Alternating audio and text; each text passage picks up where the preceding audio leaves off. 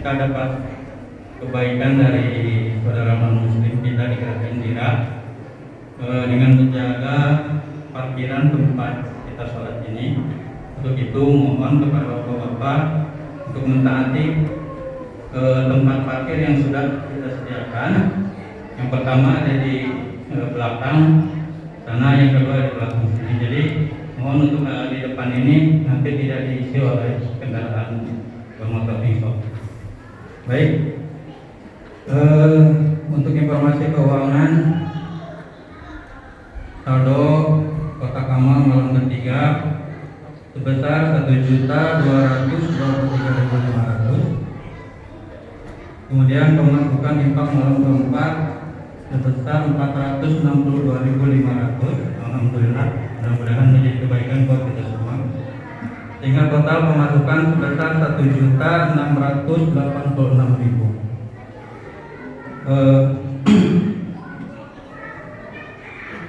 Ada informasi juga, mohon agar kotak amal yang telah panitia sebarkan sebelumnya untuk bisa digeser agar memberi kesempatan kepada jamaah untuk bisa berinfak.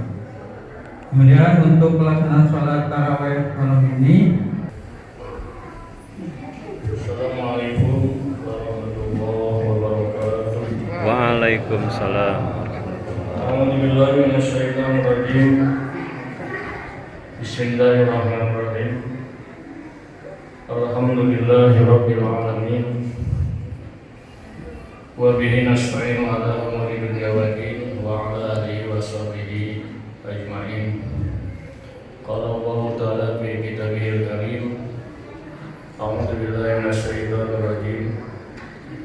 Bismillahirrahmanirrahim. Fadzakir fa inna dzikra tanfa'ul mu'minin. Wa qala Rasulullah sallallahu alaihi wasallam, balighu anni walau ayatin au bi kalimatin. Sadaqallahu wa sadaqa Rasulullah bil karim. Wa nahnu ala dzalika minasyahidin wa syakirin. Walhamdulillahi rabbil alamin. Hadirin jamaah salat tarawih yang dimuliakan Allah SWT, puji syukur tentunya kehadirat Allah. Alhamdulillah, sampai saat ini kita masih diberikan karunia, masih dianugerahi nikmat yang tiada tara, tiada terhitung oleh kita semuanya. Kita masih diberikan jatah sehat walafiat, jatah panjang umur, jatah kesempatan, dan juga nikmat-nikmat yang lainnya. Dikatakan bahwa sebelum meninggal, seorang hamba itu didatangi oleh malaikat yang mengatur makanan. Sebelum meninggal dunia, seseorang itu didatangi oleh malaikat yang mengatur minuman dan makanan. Wahai fulan, mohon maaf ini, jatah makananmu sudah mulai berkurang, jatah minumanmu sudah mulai dikurangi. Nah, itu malaikat yang pertama, malaikat yang mengatur makanan dan minuman. Kecuali Pak RW, kali minumannya banyak ya. Terus selang beberapa hari datang malaikat yang mengatur napas. Wahai Haji Saman, misalkan ini ya, napasmu mulai hari ini sudah mulai tidak normal lagi, tidak lancar lagi, mulai dikurangi. Nah itu ya. Napas itu, malaikat napas, ada yang mengatur tersendiri malaikat napas. Dan kemudian pada akhirnya datang malaikat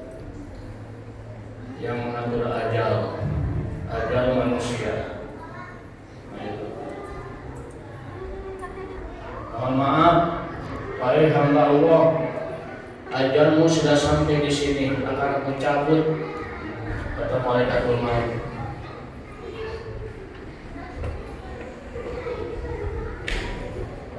Namun sebelum sakaratul maut selesai, hampir semua manusia, hampir semua hamba Allah mengatakan, fayaqula rabbi laula akhartani ila ajalin qarib fa asaddaqa wa akun minas sholihin. Hampir semua mengatakan demikian. Ketika sakaratul maut, ketika malaikatul maut bekerja, hamba-hamba Allah yang dicabut nyawanya mengatakan seperti itu, Robbi ya Tuhanku, seandainya ajal ini bisa diakhirkan, tolong ditunda dulu. Pak asaddaqa wa aku minas sholihin. Saya ini, kami ini ingin menjadi orang yang rajin bersedekah dan akan menjadi orang yang solih. Nah itu penyesalan yang tiada tara yang diucapkan oleh si mayat ketika ajalnya dicabut, rohnya dicabut. Nah itu penyesalan yang tiada tandingnya. Setelah dikurangi semuanya, nafas dikurangi, makanan dikurangi, minuman dikurangi, baru berjanji kepada Allah, minta dihidupkan kembali, minta ditambah waktu hidup kembali ke dunia, dan akan menjadi orang yang rajin, orang yang gemar bersedekah, dan akan menjadi orang yang soleh. Mudah-mudahan kita semuanya jamaah di sini tidak mengalami penyesalan tersebut, karena ketika saat di dunia ini kita termasuk orang-orang yang gemar dan rajin bersedekah. Amin ya rabbal alamin. Hadirin jamaah rahimakumullah, sebetulnya saya ini sudah janjian dengan Pak Muhammad Hussein ini. Sebetulnya bukan Pak Yogi ini pembawa acara, Pak Kalau jadwal promosi, saya sudah janjian, sudah tukeran. Saya jadi pembawa acara, Pak Haji Hussein jadi penceramah. Namun tadi siang tiba-tiba beliau nge-WA saya tidak bisa hadir. Nah ini dalam rangka menampung aspirasi dari Pak Ketua Satgas. Kemudian waktu di WA ramai kan di WA itu, supaya yang ceramah yang dimunculkan yang baru-baru itu bagus itu. Nah itu, hadirin jamaah rahimakumullah, saya ingin mengajak kepada semuanya untuk fokus kepada surat Al-Jariyat. Al-Jariyat dari ayat 15. Di sana dikatakan bahwa sebagaimana tujuan berpuasa ini, la'allakum tattaqun, adalah malah mandar. Itu la'alla itu kalimatnya bukan pasti ya, bukan sebuah kepastian, itu malah mandar saja.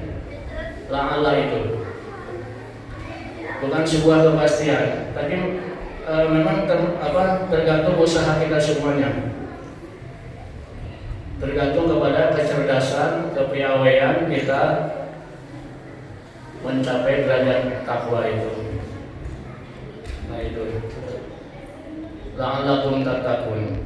Al-Quran banyak sekali menstimulus, merangsang kita semuanya bagaimana agar kita menjadi orang yang bertakwa. Di antaranya yang ini harus saya ingin sampaikan ini. Di dalam surat Al-Jariyat itu dikatakan salah satunya adalah wabil ashari mustaghfirun, ya. Itu wabil ashari yastaghfirun, dan ketika saat-saat waktu sahur yastaghfiruna, beristighfar. Pendek ayatnya, ayat 18, tapi ini dibaca ke belakangnya Ini merupakan daripada ciri-ciri orang yang bertakwa yang disiapkan oleh Allah surga dan taman-tamannya. Innal muttaqina fi jannati wa uyun. Sesungguhnya orang-orang yang bertakwa itu nanti akan ditempatkan di dalam surga, kemudian menikmati taman-taman surga. Nah, itu. Di antara cirinya adalah wabil ashari yastaghfirun. Ketika saat waktu sahur itu mereka beristighfar. Nah, saya ingin mengajak peluang emas ini. Kenapa saya sampaikan? Sebab ini sekian untuk dilaksanakannya sangat memungkinkan untuk kita di bulan Ramadan ini. Sebab kita semuanya hampir semua bangun di waktu sahur untuk melaksanakan ibadah sunat makan sahur. Nah, saya ingin menyampaikan bahwa ada beberapa waktu yang mustajabah di bulan Ramadan ini. Di samping waktu sahur, ada waktu berbuka puasa. Alhamdulillah di masjid ini ya sudah dirutinkan berbuka puasa. Jadi tinggal bagaimana mengisi buka puasa itu. Hadirin jamaah, kita sudah maklum ya, di antara para nabi itu ada nabi yang pernah langsung dipanggil oleh Allah, berdialog langsung ya, menerima wahyu, yaitu Nabi Musa. Nabi Musa alaihissalam itu langsung dipanggil oleh Allah, menerima wahyu, berdialog langsung. Nah, para ulama mengatakan bahwa jarak antara Allah dengan Nabi Musa pada saat itu terhalang oleh 70.000 hijab, 70.000 penghalang. Antara hijab yang satu dengan hijab yang lainnya itu berjarak, kalau ditempuh itu membutuhkan waktu sekitar 350 tahun. Bisa kita bayangkan jauhnya jarak antara Nabi Musa dengan Allah ketika di Bukit Tursina, ketika Nabi Musa menerima wahyu. Rasulullah Muhammad SAW mengabarkan nanti di akhir zaman akan ada umatku yang begitu dekat dengan Allah dan doanya akan diijabah, yaitu doanya orang-orang yang berbuka puasa. Amin. Nabi mengabarkan seperti itu. Nah, oleh karena itulah sangat baik sekali kalau kita selalu mengagendakan, selalu memfokuskan bagaimana detik-detik berbuka puasa itu kita sudah mempersiapkan doa-doa kita. Sudah mempersiapkan doa-doa, bukan hanya Allahumma laka sumtu, hal itu sudah umum namanya. Silakan doa bebas saja. Dengan bahasa Sunda, bahasa Indonesia, tidak usah bahasa Arab. Sebab itulah sudah dikabarkan oleh Rasulullah SAW, doanya orang yang berbuka puasa itu tak terhijab oleh satu helai rambut pun, maka doanya akan diijabah oleh Allah Subhanahu wa taala. Amin ya Allah. Mudah-mudahan kita termasuk orang-orang yang benar-benar fokus di saat buka puasa kita berdoa. Dan di samping itu yang akan disampaikan malam ini adalah wabil ashari hum yastaghfirun. Menarik sekali di sini Pak RW Adi ya. Ada domainnya domir hum. Disambungkan dengan kalimat ashar, itu jamak daripada sahur. Saya ingin bertanya kepada ahli saman, waktu-waktu sahur itu orang umumnya ada di mana? Orang umumnya ada di rumah masing-masing. Tidak sedang di mall, tidak sedang di pasar, tidak sedang di tempat kerjanya. waktu sahur itu 1/6 malam itu ada di rumah masing-masing. Oleh karena itulah guru saya menyampaikan hum di sini adalah anak dan istri kita. Jadi artinya bagaimana? Artinya anak dan istri kita harus diajak beristighfar, diajak berdoa, diajak untuk wattadarru'i bisahuri, bertadarru di waktu sahur. Itu kalau istilah kita Ajkiyah wa Minhajul Asfiyana, wattadarru'i bisahuri, bertadarru di waktu sahur. Itu caranya silakan, mau baca Quran, mau sholat sunat, mau istighfar sesuai dengan diterlet kalimatnya di sini, yastaghfirun. Jadi luar biasa memang ini, wabil ashari yastaghfirun, dan di waktu-waktu sahur mereka sekeluarga beristighfar. Itulah diantara ciri-ciri orang bertakwa dan akan ditempatkan nanti di surganya Allah dan menikmati taman-taman surganya Allah Subhanahu wa taala. Amin Amin ya Allah ya Rabbal alamin. Kita berdoa dan berharap mudah-mudahan kita termasuk orang yang bisa memanfaatkan peluang ini. Amin. Oke lah, di bulan-bulan lain kita susah ya bangun sahur. Jadi sekarang di bulan Ramadan ini peluang emasnya memang ada. Memang ada kesempatannya, karena di samping kita dituntut berdoa, kita juga harus makan sahur. Itu. Dan kepada siapa saja, terutama ini yang sudah malas-malas sahur ya. Pak Haji Wahid masih sahur ya, masih ya. Biasanya yang sudah lanjut gitu malas ya sahur itu sahur harus dipaksakan. Harus dipaksakan. Karena apa? Minha min sunnahil mursalin. Sahur itu adalah dari perbuatan dan sebagian sunnahnya para utusan Allah. Tasahalu walau min qurrati ma. Sahurlah kalian walaupun dengan seteguk air. Nah itu. Kalau sudah saking malas-malasnya, paksakan minum air. Dan itu adalah min sunnahil mursalin, sebagian daripada sunnahnya para utusan Allah Subhanahu wa taala.